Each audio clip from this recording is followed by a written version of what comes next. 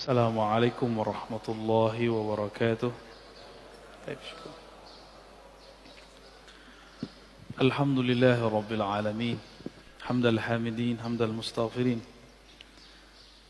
Hamdan yuafi ni'amahu yukafi'u mazidah.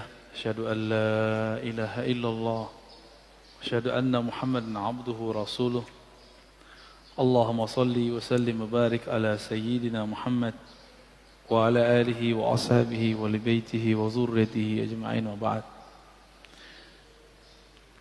Bapak, saudara, ikhwan, akhwat fillah, jemaah subuh yang diberkahi Allah Subhanahu wa taala. Sekarang saya membawa kitab judulnya Haqa'iq Anit Tasawuf. Haqa'iq berarti jamak dari hakikat. Hakikat-hakikat yang benar mengenai tasawuf. Kenapa beliau nulis kitab seperti ini? Karena beliau melihat ada yang bercerita tentang tasawuf, ada yang membawa simbol tasawuf, tapi tidak sesuai dengan hakikat tasawuf itu. Ada yang menceramahkan tentang tasawuf, tapi itu bukan tasawuf.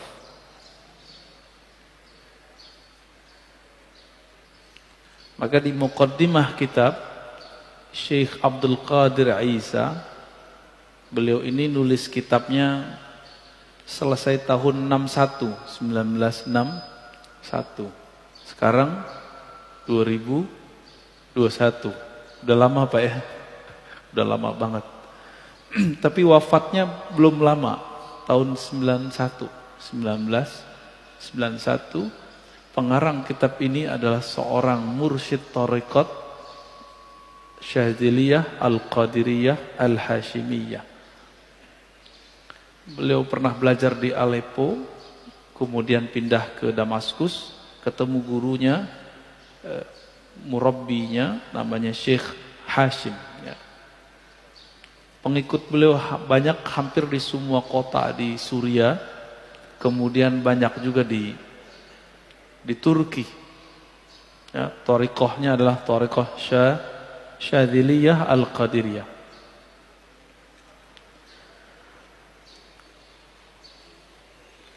Beliau memulai kitab ini dengan mengatakan bahwa falaqat muniyal Islam.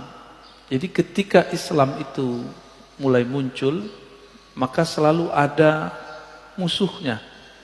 Hawalu tahdima arkani, yang berusaha untuk menghancurkan pilar-pilar agama Islam. Maka apa yang terjadi di zaman kita, wa nahnul yaum, di zaman kita ini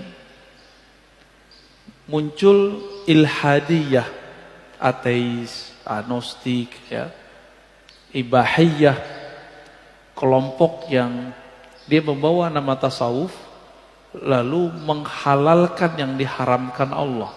Ya. Taridu ilayna minasyarq wal gharb, baik dari timur ataupun dari barat. Ya. Karena ini kemudian mengganggu dan meracuni bagi beliau yang disebut oleh para pemuda, maka beliau nulis kitab ini untuk menjawab tentang persoalan tasawuf. Dulu ada seorang penulis barat namanya Nicholson. Nicholson ini dari Inggris. Dia mengatakan tasawuf itu bersumber dari ajaran Kristiani, ajaran cinta kasih. Itu dibantah. Belum lagi nanti kelompok Salafi.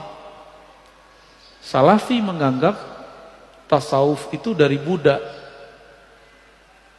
Bahkan dianggap dari Yahudi, dianggap dari kebatinan. Enggak puas, sebutlah zindik. Maka sayang sekali kita mendengar banyak musuh-musuh tasawuf kemudian mengatakan at-tasawuf zindik, ya, tasawuf itu kezindikan, zandaqah. Sekarang kita coba lihat pakar tasawuf itu ngomong tasawuf. Saya enggak ahli tasawuf, tapi saya baca kitab tasawuf, ya. Nah, kita coba lihat praktisinya Syekh Abdul Qadir Isa, mursyid Thariqat Syaziliyah, dan dia ahlus sunnah, bukan syiah. Yang paling lucu, beberapa tahun lalu ada satu lembaga dakwah di Indonesia nyebar tulisan mengenai syiah, isinya tasawuf, isinya tarekat. Berarti si lembaga ini dan si penulis di situ tidak mengerti beda syiah dengan tasawuf. Betul, di syiah itu ada ajaran mirip tasawuf namanya irfani. Tapi di tasawuf juga ada irfani. Dari itu dua irfani ini ada beberapa kemiripan tapi banyak perbedaannya.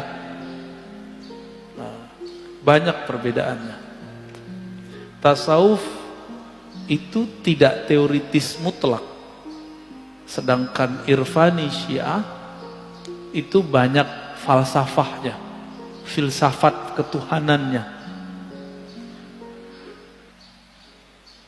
Sekarang kita coba lihat, apakah tasawuf menurut si praktisi tasawuf itu, Syekh Abdul Qadir Isa. Saya kitab ini sudah diterjemah. Silakan dicari ya, Hakikat Tasawuf, biar nanti nyambung kita kalau membahasnya. Ta'rifut tasawuf, definisi tasawuf. Qala al-Qadi Syekhul Islam Zakaria Al-Ansari. Jadi beliau mengatakan definisi tasawuf itu kita ambil dulu dari Syekhul Islam Zakaria Al-Ansari. Ahlus sunnah secara umum menyebut Syekhul Islam itu kepada beberapa tokoh. Ahlus sunnah yang bersanad, berakidah ahlus sunnah Asy'ariyah Maturidiyah, bermazhab dan bertasawuf, menyebut Syekhul Islam itu biasanya Al-Imam Zakaria Al-Ansari. Adapun kelompok Salafi, saudara kita juga, itu menyebut Syekhul Islam lebih identik kepada Ibnu Taimiyah, Ibnu Qayyim, Muhammad bin Abdul Wahhab. Ada sebenarnya satu lagi, Syekhul Islam Al-Harawi. Di luar itu seakan-akan bukan Syekhul Islam, begitu ya. Tapi sebenarnya banyak, Syekhul Islam itu banyak. Syekhul Islam Zakaria Al-Ansari ini, beliau ahli semua mazhab. Mazhab Hanafi boleh, Syafi'i oke, Maliki bagus, Hanbali bisa. Beliau menguasai semua qiraat. Qiraat itu yang mutawatir 7. Ada yang membahasnya jadi 10, ada yang jadi 14, ada yang jadi sekian. Dan beliau punya semua sanadnya. Maka tidak ada di dunia ini yang mempunyai sanad Quran, qiraat, kecuali melalui Zakaria Al-Ansari. Kecuali beberapa sanad. Ya. Hampir semua. Yang paling lucu, beberapa waktu lalu ada orang melaporkan kepada saya seseorang ustadz yang membid'ahkan tasawuf, membid'ahkan mazhab dan menyesatkan Asy'ariyah. Zakaria Al-Ansari ini dia Asy'ari, mazhabnya Syafi'i, tapi bisa berfatwa 4 mazhab, dan dia mengerti semua qiraat. Dia punya sanad Quran. Si ustadz yang anti akidah Asy'ariyah ini dan anti tasawuf, anti mazhab, dia punya sanad Quran karena dia punya pesantren pondok tahfiz.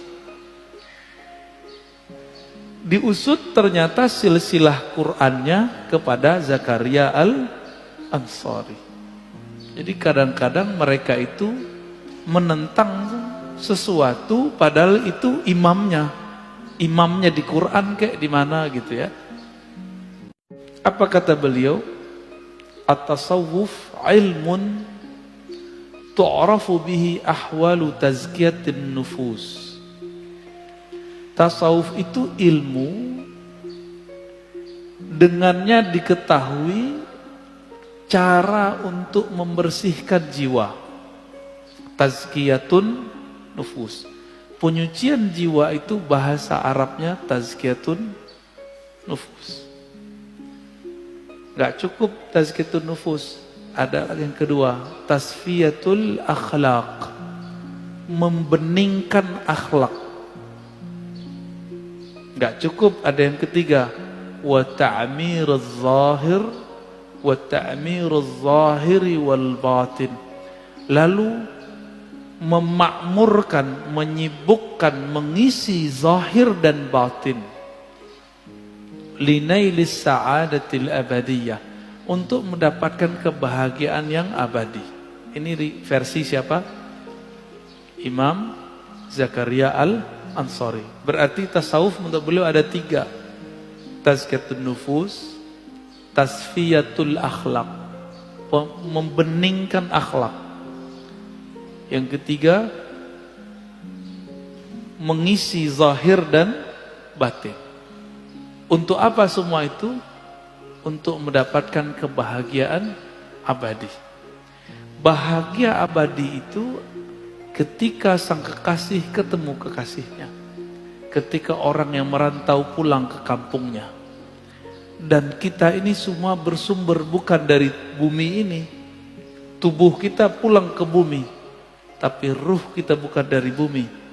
Ketika ruh berpulang kepada sumbernya ruh, itulah kebahagiaan abadi. Nah, untuk bisa pulang itu, si ruh ini terpenjara dalam tubuh. Tubuh ini di dalamnya ada energi namanya nafs, jiwa. Jiwa ini harus dibersihkan.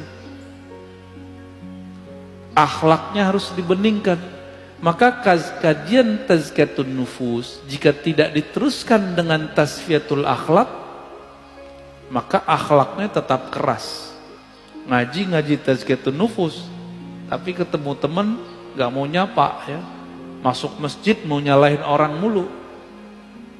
Karena tazkiyatun nufus ini juga berarti membersihkan diri, juga berarti sok suci. Ini yang mana diartikan? Ada ayat fala tuzakku anfusakum. Jangan kamu sok suci, itu ada ayatnya.